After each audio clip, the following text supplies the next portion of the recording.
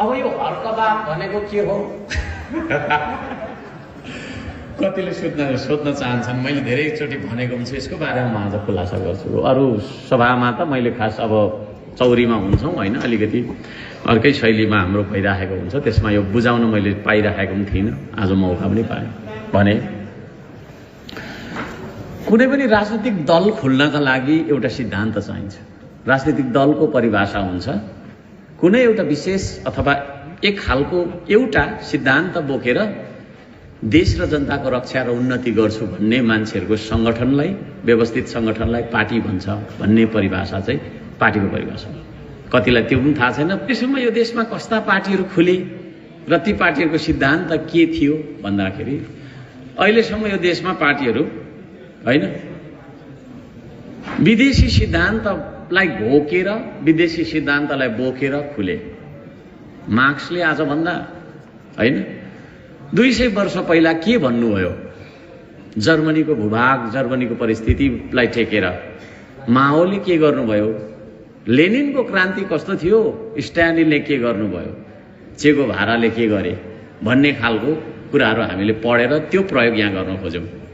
Mistake त्यो थियो होइन। हाम्रो संस्कृतिलाई अध्ययन नगरी, हाम्रो भूगोललाई अध्ययन नगरी, तपाईँ हाम्रो मनोविज्ञानलाई नबुझिकन हामीले त्यो लाद्न खोज्यौँ। त्यसले गर्दाखेरि हाम्रा दलहरूले तपाईँको चाहिँ सही सिद्धान्त अनुसारको काम पनि गर्न सक्नु भएन भन्छु। यो हर्कवाद भनेको चाहिँ के हो भन्दाखेरि, हर्क भन्ने मेरो नाम हो भने तपाईँले बुझ्नुहुन्छ, ठिक छ, त्यो बुझ्दा हुन्छ। तर त्यहाँ त्यसको विश्लेषण, त्यहाँको व्याख्यामा मेरो कहीँ कतै जिकर हुँदैन। हामी हर्कवादमा के भन्छौँ भन्दाखेरि हामी तीनटा कुरालाई आधार मान्छौँ हाम्रो जीवनको: प्रकृति, संस्कृति र प्रविधि। राम्रो सुनौँ है, प्रकृति, संस्कृति र प्रविधि। अब यो के हो फेरि? सामान्य तरिकाले म बुझाउँछु। प्रकृति भनेको तपाईँको शरीर, तपाईँको शरीर नै हो प्रकृति होइन। यो वन जङ्गल, नदी नाला, हिमाल भनिराख्नु परेन। तपाईँको शरीर नै तपाईँको प्रकृति हो भनेर बुझ्दा हुन्छ। तपाईँको सोचाइ नै हो संस्कृति। तपाईँ जे सोच्नुहुन्छ त्यही कुरा हो संस्कृति। तपाईँको मनोविज्ञान नै हो संस्कृति है। शरीर प्रकृति भएको कारणले गर्दाखेरि प्रकृतिलाई प्रकृति नै चाहिन्छ होइन। हामीलाई भात खानु परेको, पानी पिउनु परेको किनभने हामी शरीरमा बाँचिरहेको मान्छे भएको कारण। संस्कृति चाहिँ तपाईँको सोच विचार। हामी विभिन्न संस्कृतिमा हुर्केका छौँ यहाँ, त्यसले गर्दा हाम्रो सोच विचार पनि फरक फरक खालको छ। अमेरिकामा जन्मिएको एउटा खैरेलाई जबरजस्ती नेपाली बनाउन सकिँदैन हामीले। पोखराको मान्छेलाई धरानको मान्छे जस्तो बनाउन सकिँदैन। गुरुङ संस्कृतिमा जन्मिएको एउटा मान्छेलाई राई किराती संस्कृतिको मान्छे बनाउन सकिँदैन है। त्यो संस्कृति भनेको हाम्रो पिता पुर्खाले लाखौं हजारौं वर्षदेखि, हजारौं लाखौं वर्षदेखि होइन सोच्दै आएको एउटा सोचाइको प्याटर्न हो त्यो। कसरी हामी सोच्छौँ त होइन, के कुरालाई हामी पुज्छौँ, के कुरालाई पुज्दैनौँ, के कुरालाई हामी के गर्छौँ भन्ने कुराको जुन एउटा सोचाइ हुन्छ, त्यो सोचाइको प्याटर्न तपाईँको चाहिँ हाम्रो तपाईँको चाहिँ मनोविज्ञानलाई चाहिँ हामी संस्कृति भन्छौँ। यो तपाईँले मलाई यसरी लगाइदिनु भएको, यो लगाउँदा के हुन्छ भन्ने एउटा संस्कृति हो है। र संस्कृति अनुसारका हाम्रो सोचाइ हुन्छ, सोचाइ अनुसारको हाम्रो बोली हुन्छ, हाम्रो व्यवहार हुन्छ। प्रविधि भनेको चाहिँ के हो भन्दाखेरि हामीले बुझ्छौँ यो मोबाइल हो प्रविधि, चाइनाले बनायो, अमेरिकाको सफ्टवेयर हो, उता विदेशबाट जर्मनीबाट आउँछ, युकेबाट आउँछ, त्यो चाहिँ प्रविधि हो भन्छौँ। तर त्यो होइन। प्रविधि भनेको चाहिँ हाम्रो जीवन सहज बनाउनका लागि हामीले अपनाउने जीवनशैली या विधि, त्यसलाई चाहिँ प्रविधि भन्नुपर्छ। आजभन्दा हजारौं वर्ष पहिला हाम्रो पुर्खाहरूले होइन नदी तर्नका लागि सुकेको ठुट्टाको सहारा लिनुहुन्थ्यो।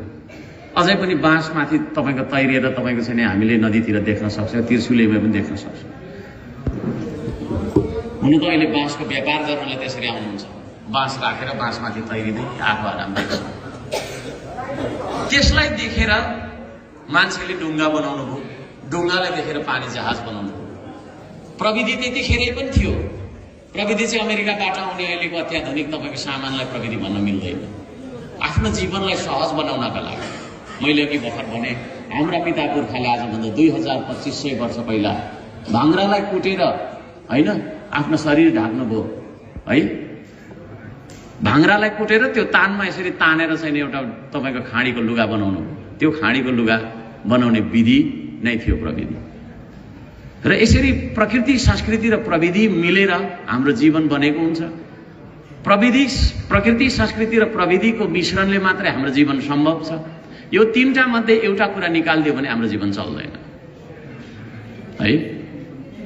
जस्तै 3 चुला भन्छौँ नि, 3 चुलामा एउटा चुला भत्केर गयो अथवा एउटा अल्गो भयो, दुईटा अल्गो भयो भने त्यहाँ माथि चाहिँ तपाईँको लेभल हुँदैन भने जस्तो प्रकृति संस्कृति र प्रविधिलाई सन्तुलित हिसाबबाट हामीले विकास गर्नुपर्छ भन्ने सिद्धान्त हामीले बोकेका छौँ। अब यो त तपाईँको कुनै राजनीतिक सिद्धान्तै भएन।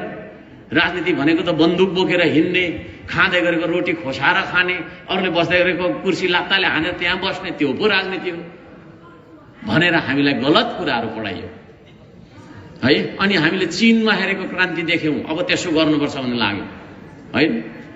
त्यसको ठुलो घर चलाइदे, त्यहाँ भत्काइदे, मेरो झुपडी छ भने मेरै जस्तो हुनुपर्छ भन्नेतिर लाग्यो। त्यो होइन। हाम्रो जीवन भनेको बोर लाग्यो। हाम्रो जीवन भनेको, मैले फेरि यसलाई सहज गरेँ है, हाम्रो जीवन भनेको प्रकृति प्रविधि र संस्कृति र प्रविधिको सन्तुलन हो है।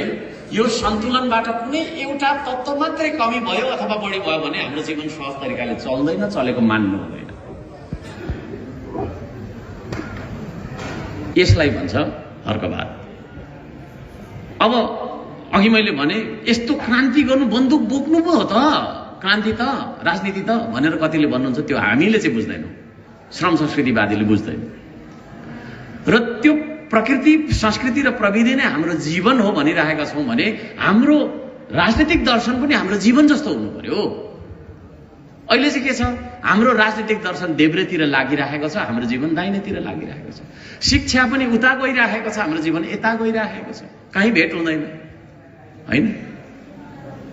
हामीले गरेको तपाईँको चाहिँ राजनीतिले हाम्रो संस्कार संस्कृति भत्किरहेको छ आज होइन।